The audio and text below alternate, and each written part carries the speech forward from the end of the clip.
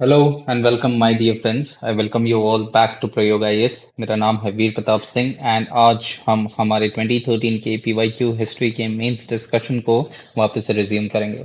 आज का सवाल जो है ना साथियों, वो बहुत ही ज़्यादा इंटरेस्टिंग है क्योंकि ये सवाल है ग्रेट इकोनॉमिक डिप्रेशन के बारे में। ये मेजरली अगर आपने मेरा सिलेबस वाला वीडियो देखा रहेगा, उसके अंदर मैंने आपको बताया था यूपीएससी क्वेश्चंस पूछती कौन से डिमेंशन से है। वो पूछती हैं सिग्निफिकेंट इवेंट से, या वो पूछती है सिग्निफिकेंट पर्सनालिटी से, या वो पूछती है सिग्निफिकेंट इश्यूज से। सो ग्रेट इकोनॉमिक डिप्रेशन क्या है? ये एक सिग्निफिकेंट इवेंट है जिसका एक negative politico socio economic impact हुआ था पूरी ग्लोबल वर्ल्ड ऑर्डर के ऊपर, एंड दैट इज वाई इसको जानना बहुत जरूरी होता है। एंड इसी वजह से यूपीएससी ने पूछा, because this is a part of world history. ये जो सवाल है साथियों, ये वर्ल्ड हिस्ट्री का सवाल है। आइए अब हम सवाल की तरफ बढ़े। तो सवाल में आपसे पूछा क्या जा रहा है, सीधा सीधा ये एक ब्लैंकेट स्टेटमेंट है जिसमें बोला जा रहा है कि भाई what policy instruments were deployed to contain the great economic depression, कि क्या स्टेप्स लिए गए थे।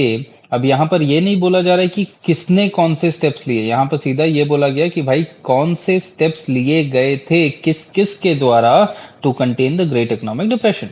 ओके, एंड ये ब्लैंकेट स्टेटमेंट है जिसको अपने अपने को डायरेक्टली आंसर करना है। If you have referred to my previous videos you might have understood कि मैं हमेशा बात करता हूं कि जब भी आप सवाल को देखो तो आप ब्रेनस्टॉर्म कर लो और आपका आंसर का स्ट्रक्चर आपके दिमाग में बन जाना चाहिए based on the demand of the UPSC.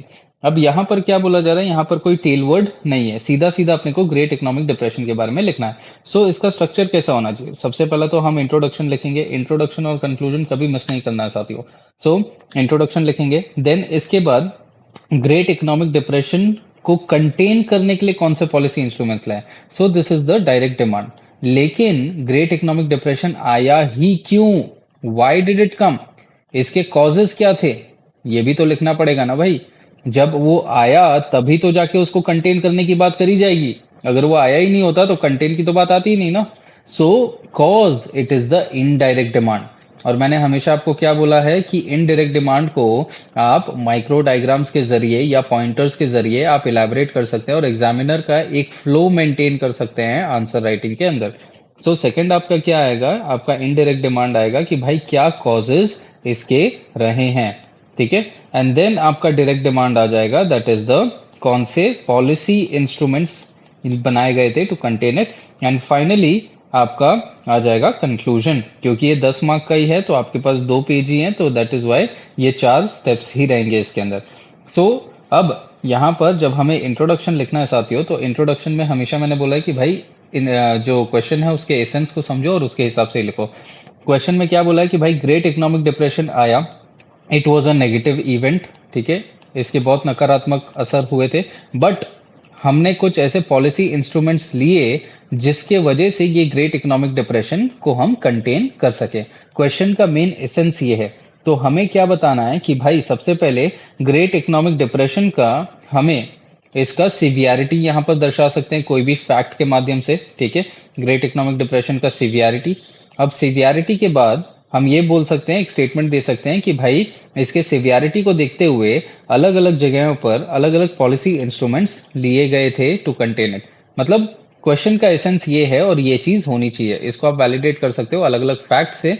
Okay, कि ग्रेट इकोनॉमिक डिप्रेशन का स्टार्ट कहां पर हुआ? यूएसए के अंदर हुआ। इसका टाइम पीरियड कब से कब तक का था? इसके वजह से लॉसेस कितने हुए? इसकी वजह से जीडीपी का डिक्लाइन कितना हुआ? इंडस्ट्रियल आउटपुट का डिक्लाइन कितना हुआ? And if you are a serious aspirant you might have made notes on all these aspects, ठीक है। सो आपको ये चीज पता होनी चाहिए as basis of general knowledge also. So let's start with this कि इंट्रोडक्शन में हमें क्या लिखना है कि the great economic depression it erupted, मतलब इसकी शुरुआत 1929 में हुई और कहां पर हुई? यूएसए के अंदर, जिसके बाद इसने पूरे वर्ल्ड इकोनॉमी को प्लेग कर लिया। अब ये हमने इससे स्टार्ट कर दिया, दैट इज इंट्रोडक्शन के अंदर। एंड इसके बाद in USA there was a reduction in industrial production by nearly 47%, GDP bye 37%, and unemployment grew by more than 20%। सो यहाँ पर ये मैंने सीवियरिटी की बात कर ली कि भाई ये कितना ज्यादा सीवियर था। लेकिन सीवियर होने के बावजूद भी ये जो डिप्रेशन है ये फेड अवे हो गया मोस्टली बाय दी 1940s। अब ये फेड अवे हो गया, क्यों हो गया? Because of certain steps that were taken, that is the policy instruments. अब यहां पर मैंने सीधा सीधा पॉलिसी इंस्ट्रूमेंट्स नहीं लिखा। अगर मैं सीधा पॉलिसी इंस्ट्रूमेंट्स लिखता, मतलब मैं यहाँ पर अपने इंट्रोडक्शन को नैरो डाउन कर रहा हूँ। और मैंने हमेशा आपको क्या बोला, इंट्रोडक्शन को नैरो नहीं, आप इंट्रोडक्शन को ब्रॉड रखिए, ताकि आपके बॉडी के पास, आप बॉडी के अंदर लिखने के लिए आपके पास बहुत ज्यादा कंटेंट हो। अगर पॉलिसी इंस्ट्रूमेंट्स इधर ही लिख दोगे तो सीधा इंट्रोडक्शन के बाद आपको पॉलिसी इंस्ट्रूमेंट्स के बारे में ही लिखना पड़ेगा, वरना वो एग्जामिनर का फ्लो बैठेगा ही नहीं। और अगर फ्लो नहीं बैठेगा तो मार्क्स नहीं मिलेंगे और मेंस क्लियर नहीं होगा। तो इसके ऊपर थोड़ा ध्यान देना है कि आंसर का स्ट्रक्चर और जो क्रोनोलॉजी है उसको मेंटेन हमने रखना है, ताकि हमें मार्क्स ज्यादा मिले। सो this is how the introduction should be, जिसके अंदर डेटा होगा, जिसके अंदर फैक्ट्स होगा, जिसके अंदर क्वेश्चन का एसेंस आप फुलफिल कर रहे होंगे। आफ्टर द इंट्रोडक्शन, जैसे मैंने बोला कि आप क्या करेंगे, इनडायरेक्ट डिमांड को फुलफिल करेंगे। अब इनडायरेक्ट डिमांड को हमने किस में करना है, माइक्रो डायग्राम में करना है। और यहाँ पर आप देख सकते हो मैंने पॉइंटर्स के अंदर इसको करा है। सो कॉजेज इसके क्या थे, हमें ये पता है कि भाई ग्रेट इकोनॉमिक डिप्रेशन 1929 के अंदर आया, and by the time period of 1940s तक ये रहा। लेकिन वर्ल्ड वॉर टू से ही पहले ना इसका जो इम्पैक्ट था ग्रेट इकोनॉमिक डिप्रेशन का, वो रिड्यूस होने लग गया था। Okay, now to start with it, great economic depression की शुरुआत कहां पर हुई थी? यूएसए के अंदर हुई। अब ये शुरुआत, इसकी कोई भी, मतलब किसी भी स्कॉलर को आज तक इसका एक्यूरेट कॉज के बारे में पता ही नहीं चला। There is no accurate reason, but some of the scholars they say that इसके कुछ कारण होते हैं। दैट इज, इसका शुरुआत जो है स्टॉक मार्केट क्राइसिस की वजह से हुआ। उस दौरान 1920s के दौरान क्या हुआ, यूएसए जो था ये एक बूमिंग इकोनॉमी थी, एंड यहाँ पर शेयर मार्केट्स बहुत ज्यादा चल रहे थे। सो majority of the people, poor, financial institutions, banks and all the majority of the people, ये क्या कर रहे थे, अपने जितने सेविंग्स थे एंड लोन्स पे लेके पैसे वगैरह ये सब शेयर मार्केट्स में डाल रहे थे। शेयर मार्केट को इन्होंने इतना बड़ा बना दिया कि शेयर मार्केट एक बबल हो गया। एक बबल हो गया तो एक गुब्बारा जैसा ये बबल फूट गया। और ये फूटा कब? 1929 में। जब ये फूटा तो शेयर्स के प्राइजेस जो हैं वो बहुत धड़ाम गिरने लग गए, एकदम इतने जोर से गिरने लग गए कि जो लोग थे वो पैनिक हो गए। और पैनिक होने के बाद लोगों ने क्या किया, अपने शेयर्स बेचने लग गए। सो पैनिक सेलिंग होने लग गया, शेयर्स जब ज्यादा बिकने लग गए तो और प्राइजेस कम होने लग गए। एंड बैंकिंग और जो अलग अलग इंस्टीट्यूशंस थे, इन लोगों ने भी बहुत सारे शेयर्स खरीदे। तो बैंक्स के जो भी सेविंग्स थे, जो डिपॉजिट्स थे जिससे उन्होंने शेयर्स खरीदे थे, अब इनके भी लॉस होने लग गए। सो ये स्टॉक मार्केट क्राइसिस की वजह से बैंकिंग क्राइसिस भी हो गया। और ये बैंकिंग क्राइसिस और तब ज्यादा बढ़ गया जब लोगों ने बोला कि भाई बैंक भी बर्बाद होने वाले हैं, तो लोग बैंक्स के पास चले गए अपनी डिपॉजिट्स लेने के लिए। और बैंक्स के पास इतना पैसा था नहीं कि वो लोगों के डिपॉजिट वापस दे सके। तो इसके वजह से लोगों का भरोसा बैंकिंग स्ट्रक्चर के ऊपर और बैंकिंग इंस्टीट्यूशंस के ऊपर, उनका भरोसा खत्म हो गया। सो दिस इज हाउ ये इवेंट जो है, एक इवेंट की वजह से ये अलग अलग इवेंट्स होने लग गए, जिसमें स्टॉक मार्केट क्रैश हो गया। देखिए साथियों, मैंने यहाँ पर आपको पूरा डिटेल के अंदर लिखा है, इस पेज को मैंने आपको बेसिकली एक्सप्लेन किया है इन द क्रोनोलॉजिकल मैनर। और यही क्रोनोलॉजी आपके एग्जामिनेशन में भी बैठनी चाहिए, ठीक है। That is, stock market crash सबसे पहले हुआ। इसको मैंने क्या कर दिया, इसको मैंने यहाँ पर वैलिडेट कर दिया। स्टॉक मार्केट प्राइसेस वो कितने परसेंट से गिर गए? 33% से गिर गए। स्टॉक मार्केट क्रैश की वजह से क्या हो गया, बैंक के फेलियर्स हो गए। बैंक फेलियर्स हो गए तो लोगों का कॉन्फिडेंस फाइनेंशियल इंस्टीट्यूशंस में कम हो गया और वो डिपॉजिट लेने के लिए वापस से चले गए। एंड जब बैंक डिपॉजिट नहीं दे, वापस से पैसा नहीं दे पाई, तो लोगों के पास पैसा कम आ गया।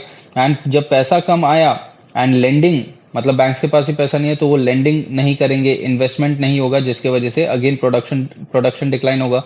प्रोडक्शन डिक्लाइन होगा तो अनएम्प्लॉयमेंट होगा, ठीक है। सो ये सब चीजें क्या हो जाएंगी, ये इसके इम्पैक्ट्स हो जाएंगे, जिसको आप यहीं पर एक स्टेटमेंट में इसके बाद लिख सकते हो।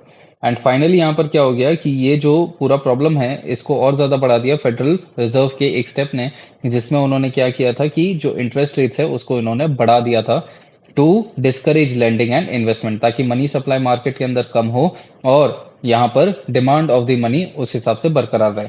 सो these were the major causes जो ग्रेट डिप्रेशन को जो ग्रेट डिप्रेशन को लाने में किया गया था ना।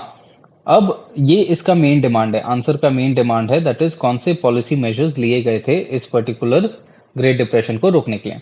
सो सबसे पहला, it was the abandonment of the gold crisis, ठीक है।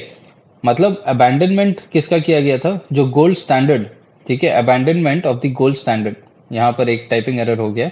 सो अब ये गोल्ड स्टैंडर्ड था क्या उस जमाने में? क्या, I just take your facts very much fast, कि गोल्ड स्टैंडर्ड क्या था कि जो जो भी कंट्रीज थे वो करेंसी प्रिंट करते थे, ठीक है। अब ये करेंसी प्रिंट होती थी उसी अमाउंट में जिस अमाउंट जितना गोल्ड रखा जाता था। जैसे 1 आउंस ऑफ गोल्ड के बदले $35 की करेंसी प्रिंट होती थी। और 1 आउंस अगर नहीं रहेगा, मतलब जितना, फॉर एग्जाम्पल अगर सिर्फ 1 किलो है, 1 किलो ही सोना है उस देश के पास, तो उसके उसके इक्विवेलेंट में ही डॉलर्स प्रिंट होंगे, उससे ज्यादा डॉलर्स प्रिंट नहीं होंगे। सो ये गोल्ड क्राइसिस था। लेकिन जब ये स्टॉक मार्केट क्रैश हुआ, सो एंड इतने फाइनेंशियल क्राइसिस आए, और कंट्रीज के पास लिमिटेड गोल्ड रिजर्व्स थे। अब लिमिटेड गोल्ड रिजर्व्स के वजह से क्या हो गया कि उनके पास लिमिटेड करेंसी थी, एंड इस टाइम पे इनको करेंसी मार्केट में लानी थी ताकि थोड़ा क्वांटिटेटिव ईजिंग हो जाए, ताकि सरकार इतना ज्यादा पैसा, क्योंकि लोगों के पास पैसा नहीं है तो सरकार को पैसा लगाना पड़ेगा इंफ्रास्ट्रक्चर वगैरह बनाने के लिए, जिसके वजह से लोगों के अंदर भरोसा और ज्यादा बढ़ते चले जाएगा सरकार के प्रति एंड इकोनॉमी के प्रति। सो ये गोल्ड स्टैंडर्ड को हटाया गया ताकि सरकार क्या कर सके, अपने करेंसी वो प्रिंट कर सके ज्यादा से ज्यादा नंबर में, और यहां पर वो इन्वेस्टमेंट कर सके, बिकॉज ऑफ विच एक साइकिल, जो मनी साइकिल है, वो अगेन कंटिन्यू हो जाए। So that is why abandonment of gold standard को किया गया। एंड सबसे पहला कंट्री इसमें था ब्रिटेन, जिसने 1931 में किया, एंड यूएसए ने 1933 के अंदर इसको फॉलो किया। एंड इसी के बाद जाके धीरे धीरे करके चीजें ठीक हुई, एंड वर्ल्ड वॉर 2 के पहले चीजें थोड़ी नॉर्मलाइज हो गई थी। एंड इसके बाद अगला पॉलिसी मेजर था क्वांटिटेटिव ईजिंग। क्वांटिटेटिव ईजिंग मतलब अभी हमने क्या देखा कि यहाँ पर फेडरल रिजर्व ने क्या किया था, इंटरेस्ट रेट बढ़ा दिए थे, जिसकी वजह से लेंडिंग कम हो गया, ठीक है, क्योंकि लोग इतने भारी इंटरेस्ट रेट में पैसा क्यों उठाएंगे और क्यों ही इन्वेस्ट करेंगे। सो उसके वजह से इकोनॉमी के अंदर पैसा कम हो गया था। उसको हटाने के लिए और पैसा को बढ़ाने के लिए यहाँ पर अमेरिकन गवर्नमेंट्स ने क्या किया, अमेरिकन गवर्नमेंट और जो अलग अलग देश थे उनके गवर्नमेंट ने क्या किया कि जो इंटरेस्ट रेट है जिसपे लोन्स दिए जाते हैं, उस इंटरेस्ट रेट को कम कर दिया, ताकि बोरोइंग एंड इन्वेस्टमेंट बढ़ सके, मनी फ्लो बढ़ सके इकोनॉमी के अंदर, जिसके वजह से प्रोडक्शन बढ़े, एंड बिकॉज ऑफ दैट जो इकोनॉमिक एक्टिविटी है वो स्टिमुलेट किया जा सके। यहाँ पर एक एग्जाम्पल के साथ मैंने वैलिडेट किया इसको कि फेडरल रिजर्व ने कितना कम किया, 6%, जो 1929 में था, 1931 में 1.5% किया। सो यहाँ पर देखो कितने लोगों ने पैसा उठाया रहेगा बैंक से, एंड कितना यहाँ पर इकोनॉमिक एक्टिविटी बढ़ाई गई रहेगी। Apart from that increase government spending, क्योंकि लोगों के पास इतना, लोगों का भरोसा नहीं है अब फाइनेंशियल इंस्टीट्यूशंस में, तो सरकार ने क्या किया कि सरकार ने खुद ही गवर्नमेंट स्पेंडिंग शुरू करे। कहां पर शुरू किए? इन्होंने सोशल सेक्टर्स में शुरू किए, that is public infrastructure, health infrastructure, इन सब चीजों में, ताकि लोगों को जो अनएम्प्लॉयमेंट हुआ था फाइनेंशियल क्राइसिस में, वो लोगों को यहाँ पर क्या मिलेगा, एम्प्लॉयमेंट मिलेगा, लोगों के पास पैसा जाएगा, और पैसा जाएगा तो कहीं ना कहीं they will have some purchasing power, जिससे वो जो भी प्रोड्यूस्ड गुड्स हैं उसको खरीदेंगे, जिसकी वजह से इकोनॉमी और रोटेट होगी। So government spending in the socialistic sectors कहीं ना कहीं उसने इकोनॉमी को बचाने का प्रयास किया, एंड इसका एक एग्जांपल है new deal in the United states. Apart from that taxation adjustments किए गए। सरकार ने इस टाइम पे क्या किया कि टैक्स कट्स लेवाई किया, ताकि लोग जो हैं, लोगों के पास ज्यादा से ज्यादा पैसा बचा रहे, और वो पैसा को वो इन्वेस्ट करें या अपने हिसाब से खर्चा करें, ठीक है। So that was one another thing जिससे इस पर्टिकुलर सिचुएशन को ठीक किया गया। Apart from that trade agreements, उस जमाने में 1920s एंड 30s में the world was interconnected, goods यहाँ से वहां ट्रेड होते थे, ट्रेड पर्सपेक्टिव बहुत ज्यादा था। सो अगर यूएसए के अंदर ये फाइनेंशियल क्राइसिस आया तो जाहिर सी बात है ये दूसरे ग्लोबल लेवल पर भी फाइनेंशियल क्राइसिस स्प्रेड होगा।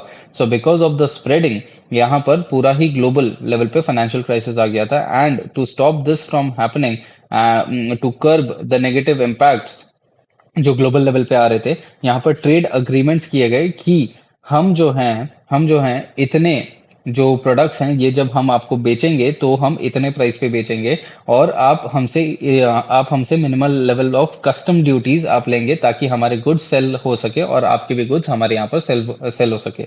और इसी रेसिप्रोसिटी के एंगल के ऊपर यूएसए ने एक US reciprocal trade agreements act बनाया था 1934 में, जिसके बेसिस पे वो लोगों के अपने दूसरे कंट्रीज के अपने अपने कंट्री में सेल करवाता था, और अपने कंट्री के दूसरे कंट्रीज में सेल करवाता था। So it was an act of trade reciprocity. Lastly labour reforms करवाए गए, जिसके बेसिस पे लोगों का और जो इंडस्ट्रीज के अंदर जो लेबर थे उनका सोशल सोशल एस्पेक्ट को डेवलप किया गया, मतलब उनको सोशल सिक्योरिटी देने का प्रयास किया गया इस पर्टिकुलर टाइम पे। सो these were the policy measures जो यहाँ पर इकोनॉमिक लेवल पे लिए गए थे, so that economic and social level पे लिए गए थे, so that the people could have faith in the system and जो इकोनॉमिक एक्टिविटी है उसको वापस से स्टिमुलेट किया जा सके। सो ये सीधा सीधा सवाल आपसे पूछा गया था जिसके अंदर कंटेंट एक्चुअल में इस हिसाब से जाना चाहिए था। एंड देन फाइनली आपका इसके बाद कंक्लूजन आता है। अब कंक्लूजन में मैंने हमेशा से आपको बताया है कि कंक्लूजन हमें क्या लिखना है, कि यहाँ पर आप पॉजिटिव कनोटेशन में कंक्लूजन लिखेंगे कि in spite of the negative impacts of the great economic depression, these policy instruments that were taken, it made a lasting impact, and due to which prior to the World War II the depression had faded away. And उसके बाद जाके आप बोल सकते हो कि today, मतलब आज का कॉन्टेक्स्ट दे सकते हो कि today we are in the fourth industrial revolution and the developed economies हैं वैसा। ठीक है, so this is just a context, और मैंने यहाँ पर कंक्लूजन आपके लिए नहीं लिखा है क्योंकि वंस अगेन कंक्लूजन जो है ये आपका होमवर्क रहेगा। What ever points you feel you can write it up in the comment section. आप अपने model conclusions comment section में लिख सकते हैं, and then I can review it and then I can give my appropriate feedbacks. So with this, I thank every one of you for watching. Do like, share and subscribe if you like the content. Thank you.